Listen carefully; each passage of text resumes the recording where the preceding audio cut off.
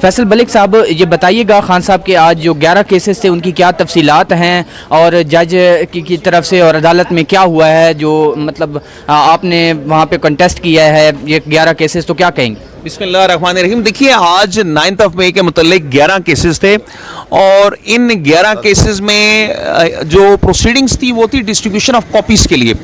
تو اس میں بہت سے ایکیوز پرسنز آئے، ان کی کاپیز ان کو دے گئی. کافی سارے ایکیوز رہتے ہیں بشمول خان صاحب کو بھی ان 11 کیسز میں ابھی کاپیز دی جانی ہیں. تو میں خان صاحب کی طرف سے پیش ہوا اور وہاں پہ جج صاحب نے یہ آبزرویشن دی کہ سب سے پہلے ہم کاپیز ڈسٹریبیوٹ کریں گے. اس کے بعد جج صاحب نے یہ کہا کہ ہماری ایک اپلیکیشن پینڈنگ ہے جس میں ہمارا یہ کہنا ہے کہ یہ 12 کیسز کا ایک ٹرائل ہونا چاہیے، کیونکہ الزام خان صاحب پہ یہ لگایا جاتا ہے کہ انہوں نے ایک سازش کی. تو اس ایک سازش کے نتیجے میں جتنے بھی وہ الزامات ہیں اس پہ ایک ٹرائل چلنا چاہیے، ایک مقدمہ چلنا چاہیے.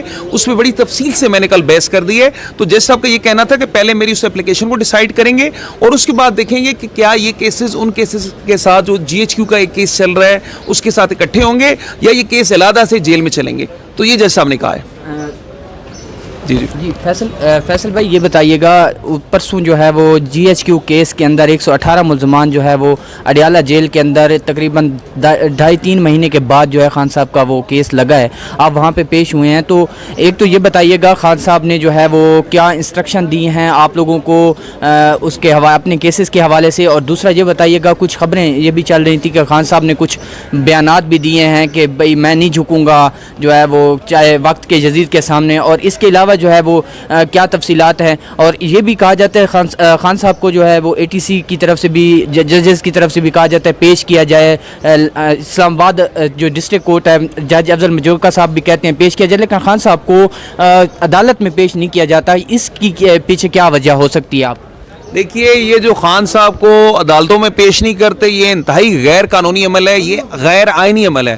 ہمارا آئین کا ایک آرٹیکل ہے آرٹیکل 10A جو ڈیل کرتا ہے فیئر ٹرائل سے. یہ ہر ملزم کا بنیادی حق ہے کہ جب بھی اس کا کیس چلے اس کو عدالت میں پیش کیا جائے، اور خان صاحب کو عدالت میں نہ پیش کرنا خلاف قانون ہے، غیر آئینی ہے. بالکل بات درست ہے. اسلام آباد میں ججز کہتے ہیں خان صاحب کو پیش نہیں کیا جاتا. اے ٹی سی کورٹ میں جب ہم ریکویسٹ کرتے ہیں، ہمیں جیل جب نہیں جاتے، ہماری ریکویسٹ ہوتی ہے کہ خان صاحب کو کورٹ میں پیش کریں، کورٹ میں پیش نہیں کیا جاتا. دوسرا کوشچن آپ نے کیا کہ کل 2-2.5 مہینوں کے بعد خان صاحب کی جب ہیئرنگ ہوئی تو جب کافی سارے لوگ تھے تو خان صاحب بڑے اچھے مورال میں تھے، اور خان صاحب نے ایک موقع پہ مسکراتے ہوئے کہا کہ آج تو میلہ لگا ہوا ہے، خوشی کا اظہار کیا، محبت کا اظہار کیا اپنے ورکرز کے ساتھ. خان صاحب نے انسٹرکشنز یہ دی کہ ان کیسز کو سٹرونگلی کنٹیسٹ کریں. ان کیسز میں دیکھیں عدالتوں میں جو بھی معاملات لیگل طریقہ کار سے چل سکتے ہیں وہ اپنی کوشش کیجئے. ہماری کنسرنز ہیں بہت سے ایشوز پہ. ہم یہ سمجھتے ہیں خاص طور پہ یہ جو 26th امینڈمنٹ ہے یہ عدلیہ کی آزادی پہ حملہ ہے. اس 26th امینڈمنٹ کے ذریعے عدلیہ کو کنٹرول کرنے کی کوشش کی جا رہی ہے، اور اس 26th امینڈمنٹ کو انشاءاللہ ختم ہونا ہوگا، اور یہ انشاءاللہ تعالی ختم ہوگی. اور خان صاحب بھی اس کے متعلق انتہائی سخت ریزرویشن رکھتے ہیں. لیکن اس سب کے باوجود ہمارے پاس جو بھی نظام موجود ہے اس موجودہ نظام میں ہم پوری کوشش کریں گے کہ ہم اپنے کلائنٹس کے لیے اور خان صاحب کے لیے انصاف حاصل کریں. آپ نے بات کی خان صاحب کے کہنے کے متعلق. خان صاحب نے یہ کہا ہے کہ وہ حق پہ کھڑے رہیں گے، وہ سچ پہ کھڑے رہیں گے، وہ اپنے اصولوں پہ ڈٹے رہیں گے، وہ اپنے جو ان کے ہیں ورکرز ان کے لیے کھڑے رہیں گے، اور اپنے پاکستان کے لیے ہر جگہ کھڑے رہیں گے، اپنے پاکستان کے لیے ہر قربانی دیں گے. خان صاحب اگر ابھی جیل میں ہیں تو صرف اپنے پاکستان کے لیے، اپنے پاکستانی عوام کے لیے، پاکستان کے اس نظام کو سدھارنے کے لیے جیل میں ہیں. فیصل ملک صاحب یہ بھی بتائیے گا کہ علیمہ خان صاحبہ کی یہاں سے درخواست خارج ہو گئی ہے، جو انہوں نے باہر جانا تھا فنڈ ریزنگ کے لیے، تو اس کے حوالے سے کیا تفصیلات ہیں آپ کے پاس؟ اور خان صاحب کو ان حالات کے اندر جب یہ 26ویں ترمیم کر دی گئی ہے، عدالتوں کو کنٹرول کر لیا گیا ہے، جہاں پہ بھی جو ہے وہ جس عدالت میں بھی جائیں تو آگے سے جو ہے وہ ججز مجبور ہو جاتے ہیں، کچھ کر نہیں پا رہے، اس ساری سچویشن کے اندر خان صاحب کو اب کب تک جو ہے وہ باہر نظر آ رہے ہیں آپ کو عدالتی، جو کیونکہ آپ ان کے وکیل ہیں، تو جو کیسز ہیں خان صاحب کے اس کے حوالے سے بتائیے. دیکھیے جی 26ویں ترمیم کے متعلق میں بات بالکل کروں گا. دیکھیں جو 26ویں ترمیم ہے اس ترمیم کے ذریعے عدلیہ کو بالکل کمزور کرنے کی کوشش کی گئی ہے. یہ ترمیم عدلیہ کی آزادی پہ حملہ ہے. ہمارا اس کے متعلق بڑا کلیئر ویوز ہیں. اس 26ویں ترمیم کو پی ٹی آئی نے اور دیگر لوگوں نے سپریم کورٹ میں چیلنج کیا ہوا ہے. ہمارا یہ کہنا ہے کہ کہ یہ ایک ایسی ترمیم ہے جس کے ذریعے یہ کانسٹیٹیوشنل بینچ بنا ہے. اب جو کانسٹیٹیوشنل بینچ اسی ترمیم کی کریشن ہے, وہ بینچ اس ترمیم کے متعلق کیسز کو نہیں سن سکتا. قانون یہ ہے کہ نو باڈی کین بی جج آف ہز کاز.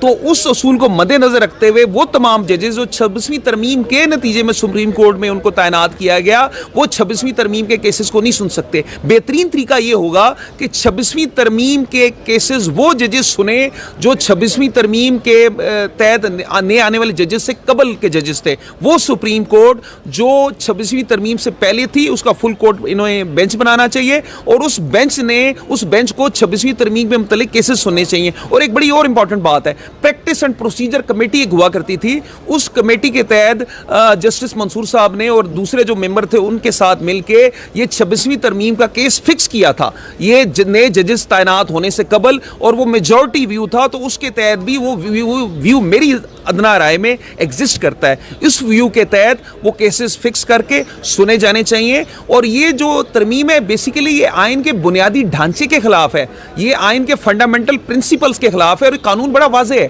ایسی کوئی بھی ترمیم جو آئین کے فنڈامنٹل پرنسپل سے جس کا ٹکراؤ ہو, جو اس کے ان کنفلکٹ ود دیٹ ہو, تو وہ سٹرک ڈاؤن ہوتی ہے. تو یہ اگر تو اس پہ میرٹس پہ کیس سنا گیا, انصاف اور قانون کے مطابق سنا گیا, تو یہ ترمیم ڈیفینیٹلی سٹرک ڈاؤن ہوگی. حلیمہ آپا کے کیس کے متعلق آپ نے پوچھا. حلیمہ آپا کا کیس یہ تھا کہ انہوں نے باہر فنڈ ریزنگ کے لیے جانا ہے, نمل کے تعلیمی ادارے کے لیے, اور بڑے محدود سے وقت کے لیے جانا ہے.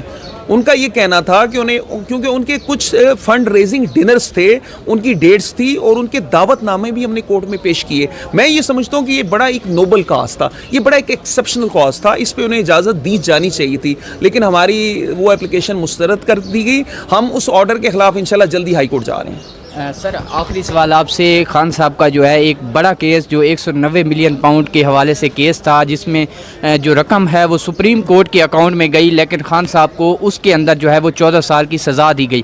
اس کے اندر جو ہے وہ اگلے منگل والے دن جو ہے خان صاحب کی جو ضمانت ہے اس کا کیس لگا ہوا ہے, کیونکہ پریشر پی ٹی آئی کی طرف سے تھا ہائی کورٹ کے باہر. اس دن تو پہلے یہ تھا کہ یہ عید کے بعد کیس لگے گا, لیکن اب پہلے لگا دیا گیا ہے. آپ کیا سمجھتے ہیں کہ خان صاحب کو اس میں اور بشرا بی بی صاحبہ کو اس میں کوئی ریلیف آپ کو نظر آ رہا ہے کہ خان صاحب کو جو ہے اس میں کوئی ضمانت کا چانسز ہیں؟ اگر اس کیس کو میرٹ پہ سنا گیا اور اس پہ موجود جو ایویڈنس کو in accordance with law consider کیا گیا, ایک سیکنڈ وہ کیس نہیں ٹھہر سکتا میدان میں. وہ سٹرک ڈاؤن ہونا ہے, اور 100% امکانات ہیں کہ اس میں خان صاحب کو ریلیف ملے گی, انشاءاللہ ملے گی. کیونکہ اس کیس دیکھیں, خان صاحب پہ تو ایک پائی کی وہ کرپشن ثابت نہیں کر سکے. خان صاحب نے تو اس میں جو بھی کام کیا ان اکارڈنس ود لا کیا, اور پروسیکیوشن کا کیس انتہائی بے بنیاد ہے. ان کی ایویڈنس میں قطعاً سخت نہیں ہے کہ وہ گراؤنڈ وہ میدان میں رہ سکے. تو اگر یہ کیس میرٹ پہ سنا گیا اور اس کا decision in accordance with merit اور کانسٹیٹیوشن ہوا, تو خان صاحب 100% نیکسٹ جو اس کی ڈیٹ آ رہی ہے اس پہ انہیں بیل مل جائے گی, اور بی بی کو بھی بیل مل جائے گی. بی بی تو ایک گھر خاتون خانہ ہے. یہ بڑا ایک مذاقہ خیز قسم کا سچویشن ہے. آپ دیکھیے کہ بشرا بی بی کا صرف یہ قصور ہے کہ وہ عمران خان کی وائف ہے. وہ